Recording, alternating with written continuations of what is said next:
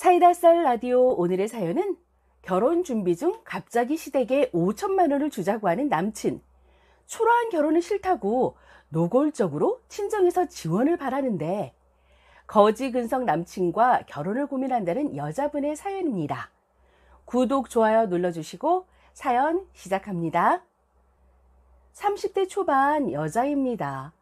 서로 사귄 지 6개월째라 오빠랑 제 나이도 있어서 본격적으로 결혼 이야기를 나누고 있는데 왜 제 마음이 답답하고 괴로운 건지 이해할 수가 없어서 이렇게나마 조언을 구하고자 합니다.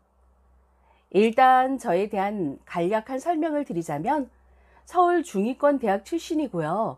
연봉은 현재 약 7천만 원 정도, 제 소유의 상가가 있고 제가 운영하는 건 아닙니다. 매달 임대소득으로 월 200만 원을 받고 있고 이 상가를 구입하는 데 들어간 돈 중 약 3억 원을 담보대출받아 매달 갚고 있습니다. 저희 부모님은 100억대의 자산가로 수도권에서 부모님 명의로 대출 없이 상가와 집 5채를 가지고 계시고요. 오빠는 대기업 과장, 새언니는 변리사예요. 제 남자친구는 스카이 출신이고 연봉은 현재 약 6천만 원 정도.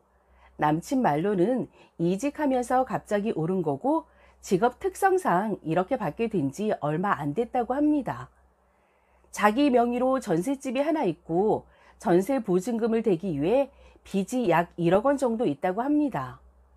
남자친구의 부모님은 월세 빌라에 사시고 IMF 때 사업을 하시다가 잘 안 되셔서 그때 빚을 얼마 전에 다 청산하신 상황이라고 하세요.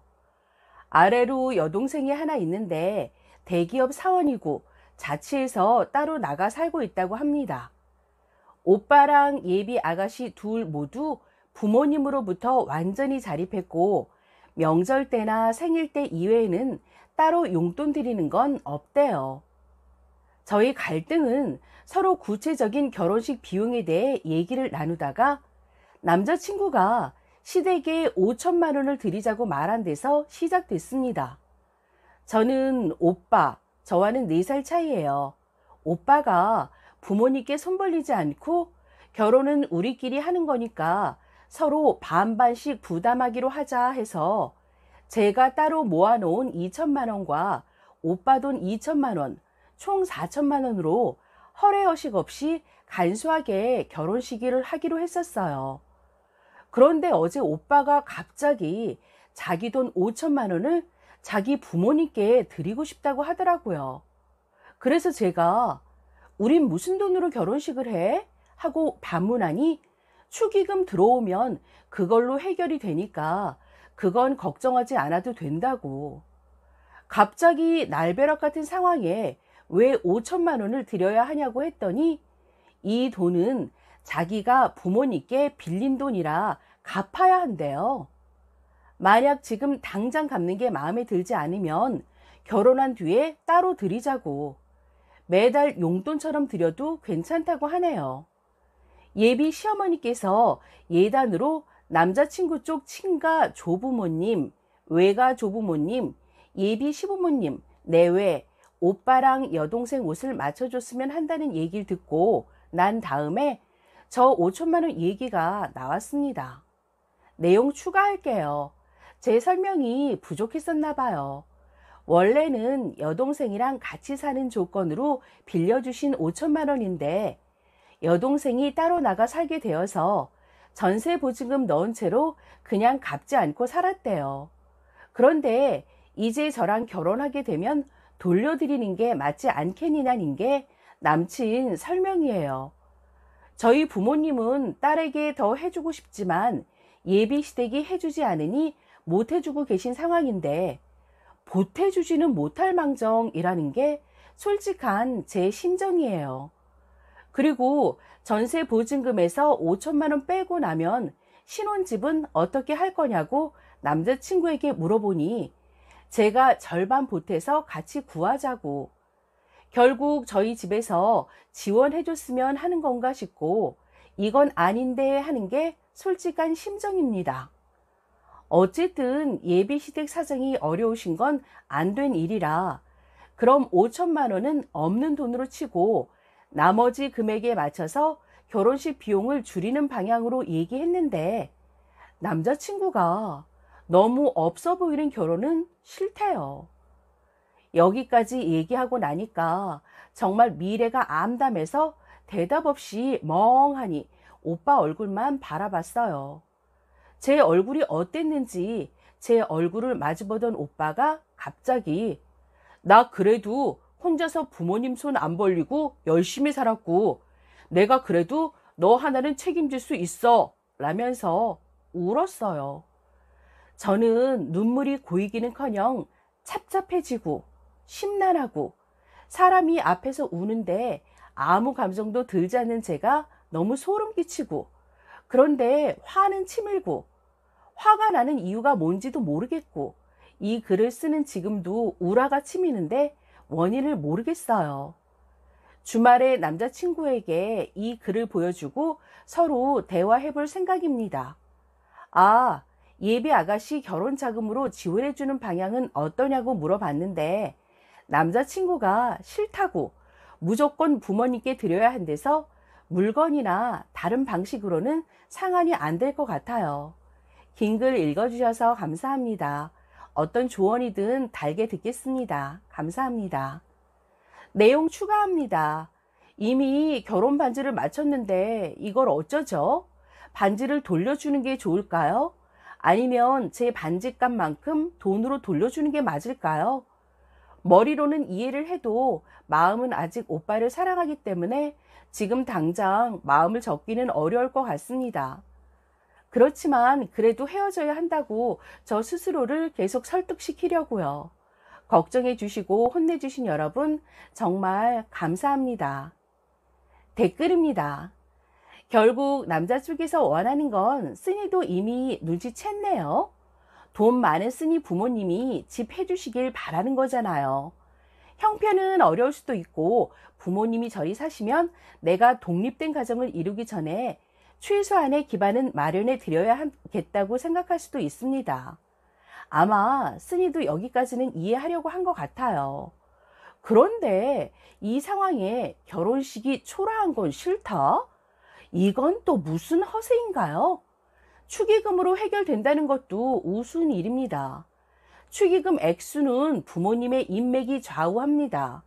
남자 쪽에서 들어올 축의금이라는 게 불 보듯 뻔할 텐데요.